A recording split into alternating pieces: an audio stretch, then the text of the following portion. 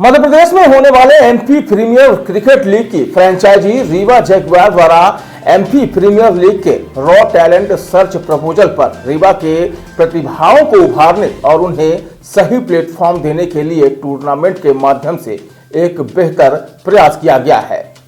इसके लिए जिला स्तर पर रीवा, सतना और शहडोल में ट्रायल कर सिलेक्ट किए गए खिलाड़ियों की 3 टीमें गठित की। उसके बाद रीवा में टूर्नामेंट आयोजित कर खिलाड़ियों के टैलेंट को देखा जा रहा है, जिसमें बेहतर प्रदर्शन करने वाले खिलाड़ियों को एमपी प्रीमियर लीग में खेलने का मौका मिलेगा। बताया गया कि इन टीमों में ऐसे रॉ खिलाड़ियों को शामिल किया गया है जिन्हें अब तक डिवीजन में खेलने का मौका नहीं मिला है। बताया गया कि यह एक महज टूर्नामेंट नहीं बल्कि टैलेंट को खोजने का रीवा जगुआर का बेहद ही अच्छा प्रयास है, जिसमें खिलाड़ी न सिर्फ अपना टैलेंट दिखा सकता है बल्कि एमपी प्रीमियर लीग जैसे टूर्नामेंट में खेलने का मौका भी पा सकता है। क्योंकि एमपी प्रीमियर लीग ऐसी प्रतियोगिता है जिसमें आईपीएल जैसे टूर्नामेंट के लिए खिलाड़ियों को सिलेक्ट भी किया जाता है। फिलहाल रीवा जगुआर द्वारा स्टेडियम में टूर्नामेंट आयोजित कर ऐसे टैलेंटेड खिलाड़ियों की खोज कर रहा है जिन्हें अब तक अपना टैलेंट दिखाने का मौका नहीं मिला था। The basic thought I mean to say जो ये काम करने का है कि जो रॉ टैलेंट हम सर्च कर रहे हैं उसमें से अभी हमने 20 लड़कों का हम सिलेक्शन कर रहे हैं या उसको लिस्ट डाउन कर रहे हैं और फिर उसके बाद में हमको ऑब्लिगेशन तो सिर्फ 2 लड़कों के लिए है, बट हम वो 20 को रख रहे हैं। एंड उन 20 में से जो हमारा थॉट प्रोसेस है कि हम एक ऐसी टीम बनाएंगे वो रॉ टैलेंट की, जो कि से 12 लोग होंगे या 15 लोग होंगे, वो रीवा डिवीज़न की जो टैलेंटेड टीम है उनके साथ भी आपस में खेलेंगे, तो उससे एक कंपटीशन अलग लेवल का डेवलप होगा। दूसरा जो मेरा सोचना है कि एक ऑब्लिगेशन जो है कि हमें 2 लड़कों को चूज़ करना है जो हमारे रीवा जगुआर से खेलेंगे और खेल के वो हमेशा हमारे साथ रहेंगे। मतलब वो फिर कभी भी ऑक्शन में नहीं जाएंगे और कभी भी वो रीड्राफ्टिंग या जो भी प्रोसेस है उनका जो एमपीएल का प्रोसेस है उसमें नहीं जाएंगे। वो हमारे साथ ही बड़े होंगे जब तक वो जाएंगे और उनकी सारी फाइनेंशियल कैपेबिलिटीज़ उनको हम अपने कंपनी में जॉब देंगे। उनको अच्छा क्रिकेट खिलाने के लिए हमें उनको कहीं बाहर भेजना है या उनको कोई एक्सपर्ट कोच की ज़रूरत है या कोचिंग की ज़रूरत है या फिजियो की ज़रूरत है या जो भी उनको ज़रूरत होगी वो रिस्पॉन्सिबिलिटी रीवा जगुआर्स की होगी। और उसको हम इस तरीके से आगे बढ़ाना चाहते हैं कि वो आगे जाके शायद वो एमपी के लिए खेल सकें, शायद वो आईपीएल में खेल सकें और शायद वो आगे इंडिया के लिए रिप्रेजेंट कर सकें। तो हमारा जो थॉट प्रोसेस है वो ये है कि इस बहाने हम वो 2 लड़के हम ओन करते हैं।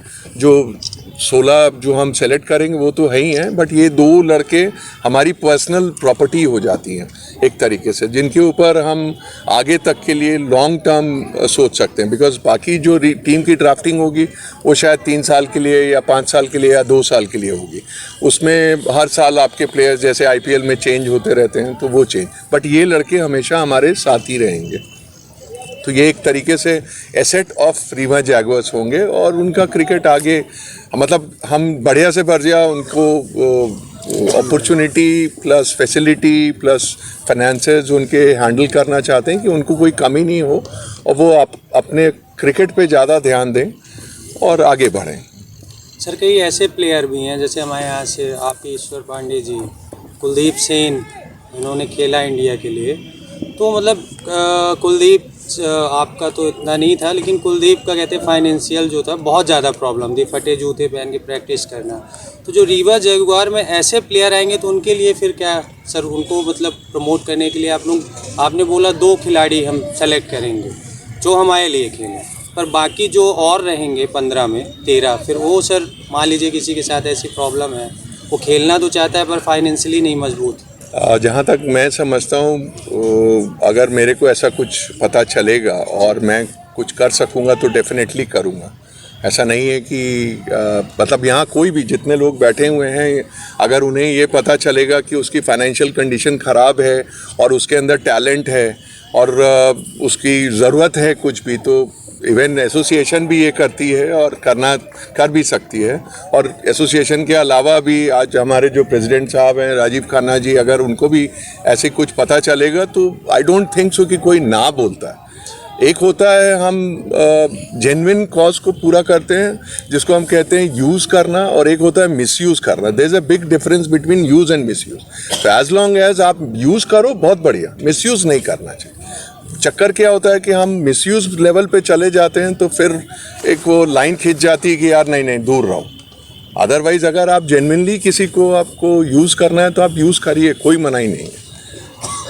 ये मेरा मानना है। बट अगर मेरी नॉलेज में आएगा कि हाँ ये जेन्युइन केस है, मैं अपने ही के खिलाड़ी का एक वो देना चाहता हूँ, शिवम शुक्ला। उसके पेरेंट फाइनेंशियली बहुत वीक थे। I supported him with A packet of finance, but उसका कमिटमेंट मेरे साथ ये था कि आप अगर आगे बड़ा क्रिकेट खेलेंगे, सपोज करिए आईपीएल खेलेंगे या एमपी खेलेंगे, कोई भी लेवल का क्रिकेट खेलेंगे, और जो भी आपकी अर्निंग होएगी उसका 25% रीवा जैगुआर को जाएगा। तो it is an indirect support जो मैं उसकी फैमिली को और उस प्लेयर को, बिकॉज उसके अंदर मुझे एक अलग टैलेंट नज़र आया कि जिसको मैं प्रमोट कर सकता हूँ कि वो शायद, या मुझे लगा कि वो शायद एक बड़ा क्रिकेट आगे जाके खेल सकेगा। और खेलेगा नहीं खेलेगा मुझे नहीं मालूम है, बट मुझे लगा। तो